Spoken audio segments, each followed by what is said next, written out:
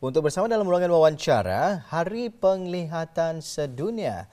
Jadi untuk memperkatakan dengan lebih lanjut lagi mengenai dengan tajuk kita pagi ini, bersama kita terus saja ya kita perkenalkan di sisi kiri Intan iaitu Yang Mulia Dr. Nur Nadia Jeludin, Pegawai Perubatan Mata Pusat Mata Hospital Raja Isteri Pangeran Anak Saleha. Assalamualaikum Doktor. Waalaikumsalam. Doktor, apa khabar pagi ini, sihat ya? Sihat-sihat. Alhamdulillah. Dan bersama kita juga pagi ini itu Yang Mulia Tuan Ho Chun Liang, Pegawai Kaji Mata Pusat Mata Hospital Raja Isteri Pangeran Anak Saleha. Selamat pagi Tuan. Selamat pagi Tuan Puan dan juga para penonton Rampai Pagi RTV. Alhamdulillah. Bersama kita dua narasumber pagi ini untuk memberikan penerangan ya dan juga penjelasan mengenai dengan Hari Penglihatan Sedunia ini, Intan. Ya, Alhamdulillah ya. Jadi seperti apa kita maklumkan ya, di mana 10 hari bulan Oktober adalah merupakan Hari Penglihatan Sedunia. Jadi hari ini kita bawakan ya dua orang tetamu kita untuk bicara dengan lebih lanjut lagi mengenai dengan Hari Penglihatan Sedunia. Jadi kita akan bersama dengan Dr. Nadia ya. Jadi Doktor ya, kita mengetahui bersama ya di mana hari ini kita akan membincangkan mengenai dengan Hari Penglihatan Sedunia 2024 yang bertemakan kanak-kanak sayangi mata anda. Jadi mungkin boleh Doktor kongsikan kepada penonton kita sedikit penerangan tentang Hari Penglihatan Sedunia ini, silakan. Okay. Terima kasih banyak. Hari Penglihatan Sedunia ini adalah disambut setiap tahun pada hari Khamis minggu kedua dalam bulan Oktober. Dan yang seperti dikatakan kami menyambutnya pada 10 Oktober. Sambutan ini memberikan peluanglah untuk menarik perhatian dunia terhadap pentingnya menjaga mata dan penglihatan kita. Tema kita pada tahun ini ialah kanak-kanak sayangi mata, Children Love Your Eyes, yang menekankan kepentingan menjaga kesihatan mata kanak-kanak. Baik, itu dia ya tema untuk tahun ini, sangat menarik juga. Kanak-kanak sayangi mata anda. Ya. Mata anda. Baik, difahamkan juga bersama kita pagi ini ada satu tayangan klip video yang suka juga sebenarnya kita cuba paparkan kepada audio penonton. Mungkin doktor nanti akan dapat menjelaskan serba sedikitlah ya mengenai dengan tayangan klip video yang disediakan ini. Kita saksikan bersama seketika tayangan klip video ini.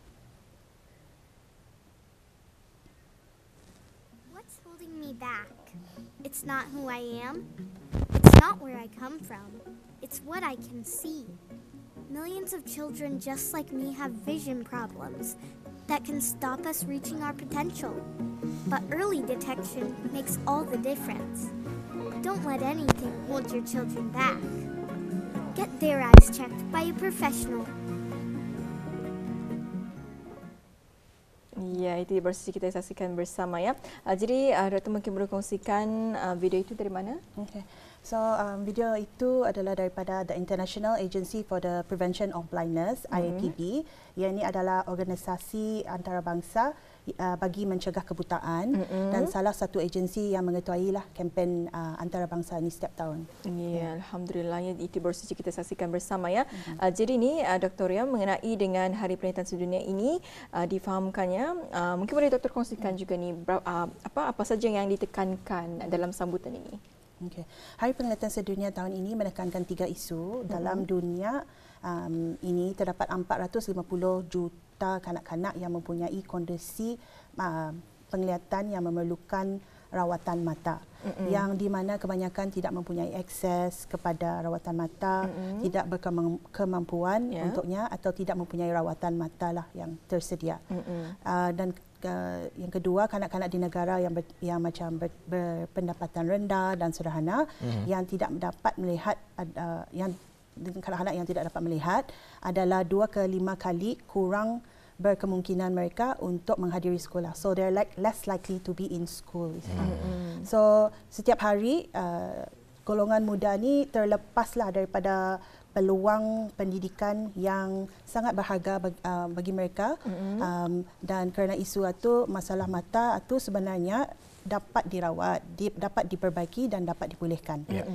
So Hari Penglihatan Sedunia ni mengingatkan kita bahawa 40% actually daripada penyebab kebutaan mata bagi kanak-kanak, childhood blindness, dapat sebenarnya dicegah dan atau dirawat dan kita harus berusahalah untuk memastikan dan tiada kanak-kanak yang terlepas daripada akses dan kepada terlepas akses kepada pemeriksaan, rawatan atau penjagaan mata yang mereka perlukan. So kami di Pusat Mata Hospital Ripas dan Klinik Komuniti Mata berusahalah untuk meningkatkan kesedaran orang awam tentang kepentingan pemeriksaan mata, terutamanya untuk kanak-kanak. Baik, itu dia ya. Berkaitan dengan Hari Penglihatan Sedunia ini ya, bagi mereka yang ada mempunyai permasalahan penglihatan ya, apatah lagi dari kecil, peluang untuk mereka menimba ilmu adalah sangat sukar ya. Walhal sebenarnya sakit penglihatan mereka itu boleh diubati, dan jika ia diobati pastinya mereka ini akan dapat mengisikan waktu kanak-kanak mereka ini dengan pembelajaran dan juga sebagainya ya. Baik, ingin kita ketahui juga ini apa yang dimaksudkan dengan ada permasalahan penglihatan ini. Mungkin ada tanda-tandanya ataupun mungkin macam mana, apa yang dimaksudkan dengan sakit mata ini tadi. So tanda boleh kami paparkan poster? Ya, mungkin boleh kita saksikan bersama. Baik, poster ini yang mungkin dimaksudkan oleh doktor tadi. Iya. 6 signs of vision problem, doktor ya. So it's okay. Agensi yang IAPB, Organisasi Antarabangsa Pencegahan Buta, mereka setiap tahun mereka mengeluarkan poster-poster lah untuk membagi orang awam tahulah dengan tanda-tanda yang dapat mereka pick up dan to bring to kami punya attention and untuk yang memerlukan pemeriksaan mata yang lebih lanjut. So seperti yang dilihat di poster ini, ia menunjukkan 6 tanda-tanda masalah penglihatan yang menyarankan untuk membuat pemeriksaan lah, dengan tanda-tanda seperti kalau ada mata pedih yang tidak selesa, penglihatan bergimbar, sakit mata atau terpaksa, atau kanak-kanak tu atau orang ramai yang terpaksa menyipitkan mata untuk melihat dengan lebih terang, atau nampak putih atau kuning di tengah-tengah mata, atau mata berair. So macam kalau kita dapat tanda tu, just bawa ke doktor lah, atau kaji mata kami untuk mencek lagi apa ceritanya sebenarnya. Okey. Jadi itulah ya tanda-tanda ya masalah penglihatan, dan juga menyarankan untuk kita membuat pemeriksaan jika terdapat tanda-tanda tersebut. Dan seterusnya ni mungkin boleh kongsikan juga ni mengenai dengan poster, mungkin saja boleh kongsikan. Ya, mengenai dengan poster ni yang di mana menekankan penjagaan mata ya doktor ya. So untuk ia memberitahu yang penjagaan mata tu bukan saja untuk setengah golongan kanak-kanak yang more access. It should be for everyone lah, semua orang, semua kanak-kanak. Kita saksikan seketika poster ataupun presentation yang disediakan ini ya. I care for children. Doktor, silakan. So, diorang cross the sum children. So, untuk semua kanak-kanak lah, keseluruhan. Keseluruhan boleh menerima rawatan ini ya. Ini adalah tema World Sight Day atau Hari Penglihatan Sedunia kami, iaitu Children Love Your Eyes. So selalunya it would be along these lines lah, love your eyes, cintakan mata anda macam tu. Tu ni. Baik ya. Jadi doktor, mungkin boleh kongsikan kepada penonton kita ni doktor ya, bagaimana ataupun menerangkan tentang masalah penglihatan yang sering dialami oleh pesakit dan juga jenis-jenis masalah penglihatan yang sering dialami oleh kanak-kanak di negara Brunei khususnya. Generally masalah penglihatan yang sering dialami oleh pesakit adalah termasuk rabun jauh, rabun dekat, penyakit mata seperti katarak, atau di mana katarak ini di mana lens di dalam mata tu berkabut, atau penyakit diabetic retinopathy di mana masalah mata itu adalah disebabkan oleh kencing manis, dan glaukoma iaitu masalah urat saraf mata. Masalah ini mungkin disebabkan oleh genetic problem atau masalah faktor genetik atau faktor persendirian, dan gaya hidup atau kurangnya pemeriksaan mata yang berkala. dari segi kanak-kanak, masalah utama yang sering kali kita lihat adalah di dalam golongan kanak-kanak adalah rabun jauh atau myopia, dan masalah penglihatan ini akan diterangkan lagi dengan lebih lanjut oleh rakan sekerja saya. Baik, alhamdulillah ya.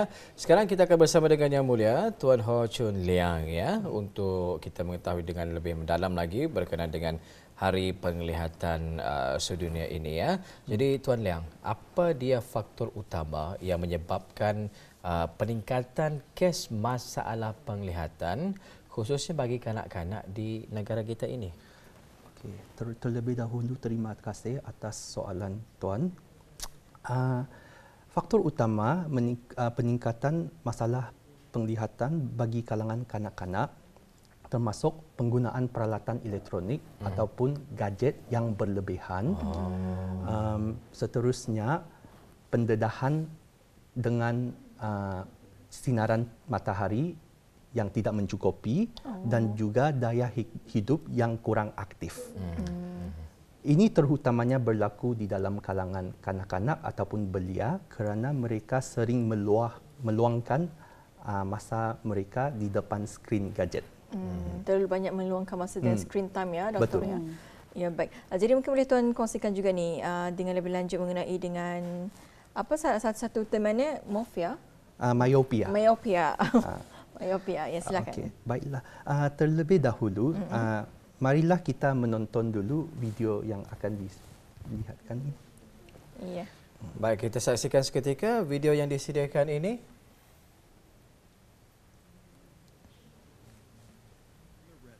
Is too long. Light rays focus in front of the retina instead of on it. With myopia, close objects will look clearer, but distant objects will appear blurred. Okey. Ya, baik. Mungkin boleh kongsikan? Boleh. Silakan Tuan. Terima kasih. Seperti yang dilihat dalam video tadi itu, rabun jauh ataupun myopia merupakan keadaan mata di mana seseorang itu melihat objek yang jarak jauh dengan kabur tetapi melihat objek yang dekat dengan lebih jelas. Ini berlaku apabila mata itu membiaskan cahaya objek yang untuk difokuskan untuk mata itu di depan urat belakang mata daripada di urat belakang mata. Ini yang menyebabkan akibat image gambar ataupun objek itu kelihatan kabur. Okay. Risikonya utama menyebabkan timbulnya rabun jauh termasuk bentuk berbola mata yang semakin memanjang. Ini bergantung kepada faktor genetik, iaitu sama ada ibu bapa, adik-beradik yang menghidap rabun jauh atau tidak, dan juga faktor persekitaran seperti jangka masa ataupun tempoh penggunaan peralatan elektronik ataupun gadget. Ya. Dan juga gejala-gejala rabun jauh ini termasuk dengan pandangan kabur yang jauh apabila fokus pada objek yang jauh, dan juga keletihan dan ketidakselesaan mata apabila melihat objek yang jarak jauh, dan juga sakit kepala. Rabun jauh yang sangat teruk ataupun yang terlalu tinggi bukan sahaja akan menyebabkan kualiti penglihatan yang teruk, tetapi juga akan menimbul masalah komplikasi yang berkaitan dengan rabun jauh seperti myopic retinopathy ataupun retinal detachment, iaitu lapisan urat belakang mata tercarik yang mana berkemungkinan untuk mengakibatkan kebutaan mata. Penghidapan rabun jauh semakin meningkat dalam kalangan kanak-kanak pada masa ini, dan ini boleh bertambah teruk seiring dengan usia mereka yang jika tidak dirawat. Jadinya adalah sangat penting bagi kami untuk mengenal pasti dan merawat rabun jauh sebaik sahaja ia timbul sebelum ia jadi teruk. Seperti kami yang tahu, pencegahan adalah lebih baik daripada rawatan. Okay. Bagi kanak-kanak yang sudah menghidap rabun jauh, salah satu cara yang paling biasa untuk merawatnya adalah melalui pemakaian kacamata ataupun kanta lengkap yang mempunyai ataupun mengandungi preskripsi mata yang tepat untuk mereka. Penjagaan mata yang rapi dan juga pemeriksaan mata secara berkala adalah sangat penting untuk mengawal perkembangan rabun jauh juga. Iya. Baik ya, itu yang mengenai dengan masalah rabun jauh ya. Myopia, rabun Myopia jauh ataupun rabun maksudnya jauh. Indah dapat melihat Pandangan jauh, yang jauh, tetapi tapi dekat, kalau melihat sesuatu yang dekat akan nampak jelas di mata sesuatu mereka. jarak yang dekat yang sesuatu. Okey, baik, alhamdulillah ya. Tetapi masing-masing ada cara dan juga kaedah pengobatannya menggunakan kacamata ataupun kanta lengkap. Betul. Dan betul lah ya, seperti yang dikatakan oleh doktor sebentar tadi, sebenarnya pencegahan adalah lebih baik daripada mengobati ya. Dapat kita ni tahu ke tu doktor sekiranya macam kanak-kanak itu menghidapi rabun jauh? Terima kasih atas soalan tuan kita. Macam selaku ibu bapa ataupun orang tua lah, kalau melihat anak-anak bis diorang, jangan-jangan anak kau ni rabun jauh kali. Dapat Macam mana? tahu, bukan saja dalam konteks rabun jauh, tetapi juga terlibat segala masalah penglihatan mata lah. Tanda-tandanya adalah seperti kanak-kanak itu tutupkan setampik matanya sahaja dan pakai sahaja setampik mata yang lain itu untuk memandang objek, ataupun menyipitkan seperti yang dibincangkan oleh Dr. Nadia tadi. Kanak-kanak akan menyipitkan mata mereka untuk melihat ataupun memfokus objek, dan mereka juga akan pusing kepala mereka arah kedudukan yang tidak normal seperti macam ini untuk memandang objek. Dan juganya timbulnya masalah seperti mata juling, iaitu mata yang tidak lurus, dan juga mata yang sering berair dan sebagainya. Baik ya. Jadi ni mungkin boleh kongsikan juga ni apakah antara langkah-langkah yang ibu bapa boleh ambil ni untuk mencegah myopia dalam kalangan kanak-kanak mereka ni? Okey. Salah satu cara yang saya ingin cadangkan adalah mematuhi peraturan 20-20-20, iaitu selepas melihat skrin objek ataupun skrin gadget selepas 20 minit, merehatkan mata dalam 20 saat dengan melihat jarak yang sejauh 20 kaki. Ini berfungsi ataupun bertujuan untuk merehatkan mata. Selain daripada itu, kita mesti menggalakkan kanak-kanak supaya sentiasa meluahkan masa lapang mereka untuk aktiviti-aktiviti di luar rumah. Kerana menurut dengan banyak kajian, ini berkesan untuk melambatkan perkembangan rabun jauh. Iya. Ya, 20-20-20. 20 minit rehat, setiap 20 minit melihat dekat. 20 minit selepas melihat objek skrin ataupun gadget. Faham. Sebagai contoh, anak ini melihat tablet. Betul. 20 minit, kemudian rehatkan matanya 20 saat dengan melihat jarak yang jauhnya 20 kaki. Betul. Okey. Exercise yang mudah. Mungkin boleh kita ni amalkan ya buat anak-anak kita ni yang mungkin rakat dengan gadget dan juga peranti masing-masing. Betul. Okey. Bagaimana kesedaran orang ramai tentang kepentingan pemeriksaan mata berkala ini, doktor? Mungkin boleh dikongsikan. Ya. Kesedaran alhamdulillah semakin meningkat. Dan tetapi masihlah ada ruang untuk menambah baikkannya. Di pusat mata kami dapat lihatlah peningkatan jumlah pesakit yang datang ke klinik-klinik setiap tahun. Tetapi yang kami ingin juga masih memastikan lebih ramai lagi orang yang mengetahui tentang kepentingan pemeriksaan mata berkala ni.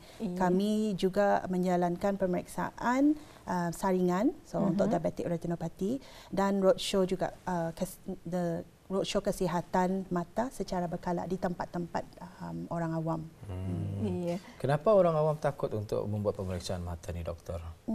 Selalunya orang takut because kerana kami melihat mata orang dan takut orang sensitif lah untuk mata ni. Kalau mata ni kalau ada apa-apa terjadi kepada mata itu akan memudaratkan hidup juga.